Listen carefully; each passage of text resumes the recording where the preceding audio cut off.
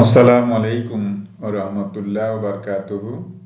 প্রিয় শিক্ষার্থীবৃন্দ, আশা করি ভালো আছো। আজকে আরো একটি নতুন ভিডিও নিয়ে তোমাদের সামনে উপস্থিত হলাম।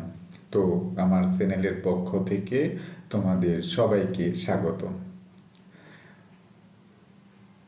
তোমরা জানো, বিগত কয়েকদিন যাবত আমি ওয়ার্কশিট নিয়ে আলোচনা করতেছি।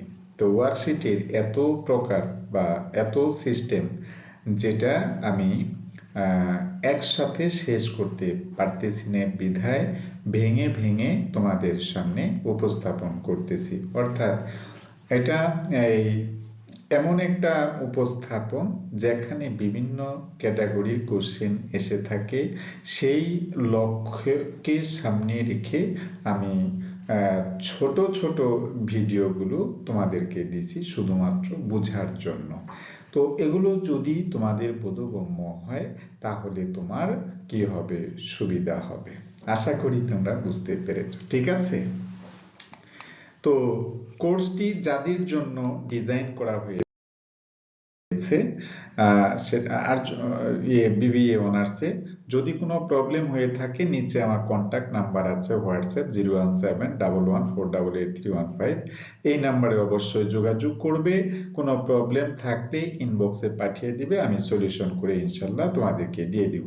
আশা করি তোমরা বুঝতে পেরেছো।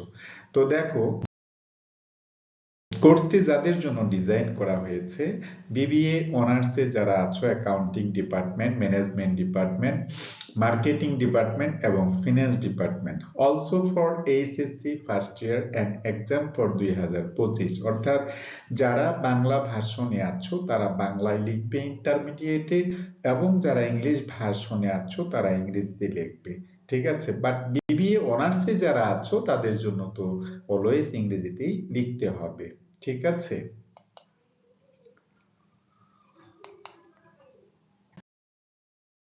তো অধ্যায়টা হচ্ছে ওয়ার্কশিট। ওয়ার্কশিট মানে হলো কার্যপত্র। কার্যপত্র সম্পর্কে আমি বিগত কয়েকদিন যাবৎ বলতেছি যে আর্থিক বিবরণীর মাধ্যমে ইনকাম স্টেটমেন্ট দেখানো যেতে পারে, অ্যাডজাস্টমেন্ট দেখানো যেতে পারে, অ্যাডজাস্টেড ট্রায়াল ব্যালেন্স দেখানো যেতে পারে, 6 কলামের ওয়ার্কশিট, 8 কলামের ওয়ার্কশিট, 10 কলাম, 12 কলাম একই সাথে প্রকাশ করার সিস্টেম আছে। সেটাই হচ্ছে কার্যপত্র, কে ঠিক আছে? তো আজকে হচ্ছে ওয়ার্কশিটের উপরে তোমার 10 নম্বর লেকচার চলছে। তো আমি তোমাদেরকে আগেই বলেছি, যারা দুর্বল আছো এই লেকচারগুলো যদি শুরু থেকে শেষ পর্যন্ত দেখতে থাকো, আমার মনে হয় না যে কোনো অবস্থাতেই তোমার ওয়ার্কশিটে সমস্যা হবে। Trial balance as on 31 December 2019 সালের একটা ম্যাথমেটিক্যাল টার্মস নিয়েছি। এর মধ্যে দেখো, ক্যাপিটাল আছে 90,000 টাকা, দ্যাট মিনস মূলধন। ড্রয়িংস আছে 5,000 টাকা, পারচেস আছে 50,000, সেলস আছে 1.5 লাখ টাকা, অ্যাকাউন্টস রিসিভেবল মানে হচ্ছে দেনাদার বা প্রাপ্য হিসাব 20,000, অ্যাকাউন্টস পেয়েবল আছে প্রদেয় বিল 7,000, এক্সাইজ ডিউটি হচ্ছে আবকারি শুল্ক 4,000, আর স্যালারি পেইড আছে 2,500 টাকা, কমিশন রিসিপ্ট আছে হচ্ছে 9,000 টাকা। জাস্ট আমি কয়েকটি আইটেম এখানে নিয়েছি। তো এই কয়েকটি আইটেমের ভিত্তিতে আমরা ওয়ার্কশিট করতে পারি, বাট ওয়ার্কশিট করতে গেলে তোমার অ্যাডজাস্টমেন্ট লাগে, ওয়ার্কশিট করতে গেলে প্রত্যেকটা আইটেম সম্পর্কে বোঝা লাগে। এই জন্যই তো আমি ভেঙে ভেঙে তোমাদের সামনে উপস্থাপন করতে চাচ্ছি যে অঙ্কের নেচার গুলা কিরকম হতে পারে। তা আমরা জানি ক্যাপিটাল মানে কি বলতো? মূলধন। ড্রয়িংস মানে কি? উত্তোলন। পারচেস মানে হচ্ছে ক্রয়। তারপরে ধরো সেলস মানে হচ্ছে কি? বিক্রয়। অ্যাকাউন্টস রিসিভেবল মানে প্রাপ্য বিল, অ্যাকাউন্টস পেয়েবল মানে প্রদেয় বিল, এক্সাইজ ডিউটি হচ্ছে তোমার আবগারি শুল্ক, তারপরে স্যালারি পেইড হচ্ছে বেতন প্রদান, আর কমিশন রিসিভড হচ্ছে কমিশনের একটা ইনকাম দিয়েছি। তো এই অঙ্ক থেকে তোমাদের আমি কিন্তু ওয়ার্কশিটের লেকচার হলেও ওয়ার্কশিট করতে দেইনি, কারণ ওই যে ভেঙে ভেঙে আলোচনা করতেছি এই জন্য।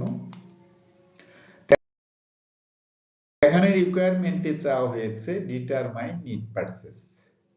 অনেক স্টুডেন্ট কনফিউজড হয়ে যায় যে নিট পারচেজ বলতে কি বুঝো।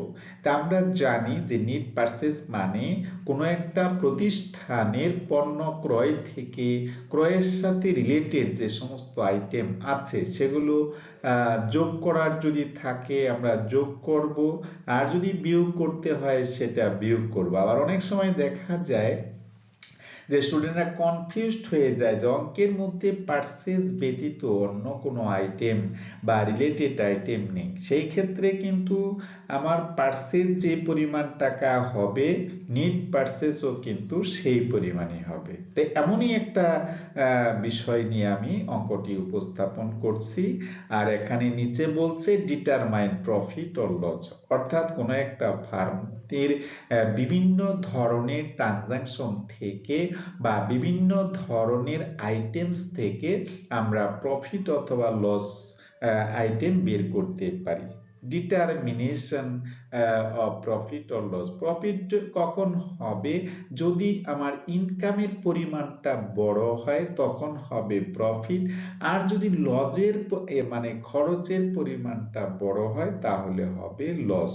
তার মানে কোনো একটা ফার্ম প্রতিষ্ঠা কালীন সময়ে অথবা কোনো একটা ফার্মের আর্থিক বছর শেষে যদি আমরা প্রফিট ডিটারমিনেশন করতে চাই সেই ক্ষেত্রে আমার প্রফিটও আসতে পারে লসও আসতে পারে, ঠিক আছে, সেটা আমাকে খেয়াল করতে হবে। এরপরে বলছি যে কিভাবে দেখো ক্যালকুলেশন অফ নিট পারচেজেস। আমি আগেই বলেছি এখানে পারচেজ ছাড়া অন্য কোনো আইটেম ছিল না, তো পারচেজ আছে 50,000। তো নিচে বলেছি যে since here no another items of purchases, তার মানে যেহেতু মানে পারচেজের সাথে রিলেটেড কোনো আইটেম নাই, সুতরাং পারচেজ যে পরিমাণ টাকা আছে সেই পরিমাণ টাকাই হচ্ছে নিট পারচেজ। আশা করি তোমরা বুঝতে পেরেছো। এই ধরনের প্রবলেম কিন্তু ইন্টারমিডিয়েটের ক্ষেত্রে মাঝে মধ্যেই গ্রো করে, সুতরাং সেটা যাতে আর তোমাদের পরিস্থিতির শিকার না হতে হয় সেই লক্ষ্য সামনে রেখে আমি পারচেজকে শুধুমাত্র পারচেজ আইটেম দিয়েই নিট পারচেজটা বের করেছি। তো আশা করি বুঝতে পেরেছো। নেক্সট, ইনকাম স্টেটমেন্টের মাধ্যমে প্রফিট অথবা লস বের করতে চেয়েছি। তা আমরা জানি সেলসের যে আইটেম আছে, সেলস আইটেম আছে 1.5 লাখ টাকা আর পারচেজ আছে 50। যদি সেলস থেকে 50 বাদ দিয়ে গ্রোস মার্জিন হবে। গ্রোস মার্জিন থেকে আদার এক্সপেন্স, এক্সাইজ ডিউটি হচ্ছে আবগারি শুল্ক। কোনো প্রশ্ন যদি থাকে, কোনো স্টুডেন্ট যদি বলো যে এক্সাইজ ডিউটি আবগারি শুল্ক মানে কি, আসলে দেশীয় পণ্য উৎপাদনের জন্য সরকারকে যে ট্যাক্স দিতে হয় তার নাম হচ্ছে এক্সাইজ ডিউটি। তো এক্সাইজ ডিউটি আছে 4,000 টাকা, স্যালারি পেইড আছে 2,500 টাকা, এই দুটো মিলিয়ে 6,500। এখন 1 লাখ থেকে 6,500 বাদ দিলে 93,500, এই 93,500 হচ্ছে আমার যে ইনকাম। এর সাথে কমিশনটা আমি পেয়েছি 9,000 টাকা, তাহলে 93,500 টাকার সাথে যদি 9,000 যোগ করা হয় 1,02,500 টাকা, এটাই হচ্ছে আমার নেট ইনকাম। যেহেতু আমার আয়টা বড় খরচটা ছোট এই জন্য এখানে ইনকাম প্রদর্শন করেছে। তাহলে দেখো ইন্টারমিডিয়েট লেভেলেও কিন্তু এই ধরনের সংক্ষিপ্ত প্রশ্ন আসতে পারে যে আমি করাচ্ছি ওয়ার্কশিট কার্যপত্র, অনেকে প্রশ্ন করতে পারো স্যার আপনি কার্যপত্রের লেকচারের মধ্যে ইনকাম ফিনান্সিয়াল স্টেটমেন্টকে আলাদাভাবে প্রদর্শন করছেন কেন?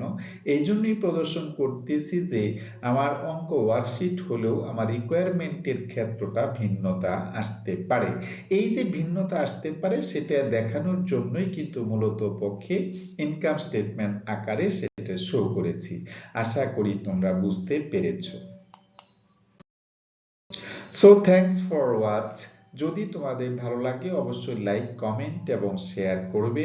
আর যদি ভালো না লাগে প্লিজ আমাকে তোমরা জানাও, আমাকে কমেন্টস করো, আমাকে তোমরা মতামত প্রদর্শন করতে পারো, মতামত দিতে পারো, বলতে পারো যে স্যার এটা এভাবে না হয়ে যদি ওভাবে হতো তাহলে আরো ভালো হতো। সেই লক্ষ্য কে সেই লক্ষ্যেই আমি বলতে চাই, প্লিজ আমাকে তোমরা পরামর্শ দাও, তাহলে তোমরা আরো ভালো ভিডিও পাবে। সে পর্যন্ত যে যেখানে আছো ভালো থাকো, সুস্থ থাকো এবং নিরাপদে থাকো। আসসালামু আলাইকুম ওয়া রাহমাতুল্লাহ ওয়া বারাকাতুহু।